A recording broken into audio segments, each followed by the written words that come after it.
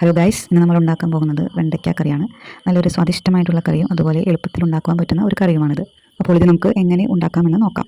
ആദ്യം തന്നെ ഒരു ചട്ടി എടുക്കുക, അതിലേക്ക് കുറച്ച് വെളിച്ചെണ്ണ ഒഴിക്കുക. വെളിച്ചെണ്ണ ചൂടായതിനു ശേഷം 2-3 സവോള ചെറുതായി നുറുക്കിയത് അതിലേക്ക് ഇടുക. സവോള കുറച്ച് വഴറ്റിയതിനു ശേഷം അതിലേക്ക് കുറച്ച് കഴുകിയ വേപ്പില ഇടുക. നല്ലതുപോലെ മിക്സ് ചെയ്യുക. ഇനി ഇതിലേക്ക് നമ്മൾ നേരത്തെ കഴുകി നുറുക്കി വെച്ച വെണ്ടയ്ക്ക കഷ്ണങ്ങൾ ഇടാം. അതോടൊപ്പം കുറച്ച് കല്ലുപ്പും കൂടെ ചേർക്കണം. വെണ്ടയ്ക്കയ്ക്ക് ആവശ്യമായ കല്ലുപ്പാണ് നമ്മൾ ഇപ്പോൾ ആഡ് ചെയ്യുന്നത്. വെണ്ടയ്ക്ക വേവാൻ കുറച്ച് സമയം പിടിക്കും.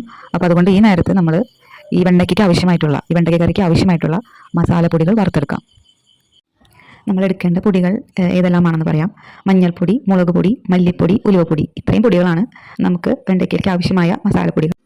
ഇവയെല്ലാം നല്ലതുപോലെ വറുത്തെടുക്കുക. ഇതാ വെണ്ടയ്ക്ക ഒരു ഹാഫ് വേവോളം ആയിട്ടുണ്ട്. ഇനി നമുക്ക് കുറച്ച് ചേരുവകൾ ചേർക്കണം. ആദ്യം തന്നെ ചതച്ച് വെച്ച ഇഞ്ചി ഇതിലേക്ക് ഇടാം.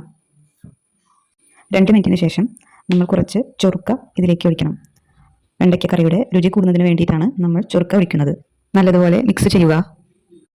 ഇനി അടുത്തതായി ഇതിലേക്ക് നമ്മൾ അരിഞ്ഞു വെച്ച ചെറുതക്കാളി കഷ്ണങ്ങൾ ഇടാം. വീണ്ടും നല്ലതുപോലെ ഇളക്കുക.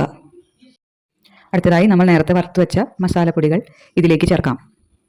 എന്നിട്ട് നല്ലതുപോലെ വീണ്ടും മിക്സ് ചെയ്യുക.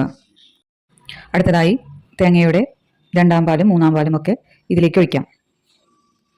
നമുക്ക് എന്തോരം തിക്നെസ് വേണോ അതനുസരിച്ച് നമുക്കിതിലേക്ക് തേങ്ങാപ്പാൽ ആഡ് ചെയ്യാവുന്നതാണ്. നല്ലതുപോലെ ഇളക്കി കൊടുക്കുക.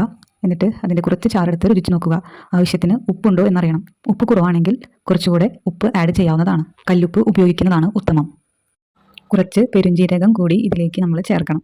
രുചി കൂടുന്നതിന് വേണ്ടിയാണ് ഇങ്ങനെ ചെയ്യുന്നത്. നമ്മൾ നേരത്തെ മസാല വറുത്തപ്പോൾ അതിലേക്ക് പെരുംജീരകം ഇട്ടാലും മതിയാവും. എങ്ങനെ വേണമെങ്കിലും നിങ്ങൾക്ക് പെരുംജീരകം ഈ കറിയിലേക്ക് ആഡ് ചെയ്യാവുന്നതാണ്. ഒന്നില്ലെങ്കിൽ മസാല പൊടികളുടെ കൂടെ പെരുംജീരകം ഇട്ട് വറുത്തെടുത്തിട്ട് ഇടാം. അല്ലെങ്കിൽ ഇതുപോലെ അവസാനത്തെ സ്റ്റെപ്പ് ആകുമ്പോൾ നമുക്ക് കുറച്ച് പെരുംജീരകം നേരിട്ട് ഇതിലേക്ക് ചേർക്കാവുന്നതാണ്. ഇനി വെണ്ടയ്ക്കയെല്ലാം നല്ലതുപോലെ വേവുന്നത് വരെ ഇതിങ്ങനെ തിളപ്പിക്കണം. വെണ്ടയ്ക്കയെല്ലാം വെന്തതിന് ശേഷം നമുക്ക് മാറ്റിവെച്ചിരിക്കുന്ന 1-ാം പാൽ, തേങ്ങയുടെ 1-ാം പാൽ ഇതിലേക്ക് ചേർക്കാവുന്നതാണ്. 1-ാം പാൽ ചേർത്തതിന് ശേഷം ജസ്റ്റ് ഒരു തള മാത്രം മതിയാവും കറി റെഡിയാവാനായിട്ട്. ഈ കറി ഒന്ന് ജസ്റ്റ് ഒരു തിളച്ച് കഴിഞ്ഞാൽ, 2 സെക്കൻഡൊക്കെ തിളച്ച് കഴിഞ്ഞ് കഴിഞ്ഞാൽ നമുക്ക് സ്റ്റവ് ഓഫ് ചെയ്യാവുന്നതാണ്. ഇനി അവസാനമായി കുറച്ച് ചെറിയ ഉള്ളിയും വേപ്പിലയും ഇതിലേക്ക് താളിച്ച് ചേർക്കുന്നത് നല്ലതായിരിക്കും. അപ്പോൾ നമുക്ക് അതിനായിട്ട് ചട്ടി എടുത്തിട്ട് അതിലേക്ക് കുറച്ച് വെളിച്ചെണ്ണ ഒഴിച്ച് അതിലേക്ക് ചെറിയ ഉള്ളിയും വേപ്പിലയും ചേർത്ത് നല്ലതുപോലെ വഴറ്റിയെടുത്തിട്ട് ഈ വെണ്ടയ്ക്ക കറിയിലേക്ക് ചേർക്കാവുന്നതാണ്. ഇതാ സ്വാദിഷ്ടമായ വെണ്ടയ്ക്ക കറി തയ്യാറായി കഴിഞ്ഞു. നിങ്ങളും ഇതൊന്ന് ട്രൈ ചെയ്ത് നോക്കൂ. അതോടൊപ്പം തന്നെ ഞങ്ങളുടെ ചാനൽ സബ്സ്ക്രൈബ് ചെയ്യാൻ മറക്കരുത്.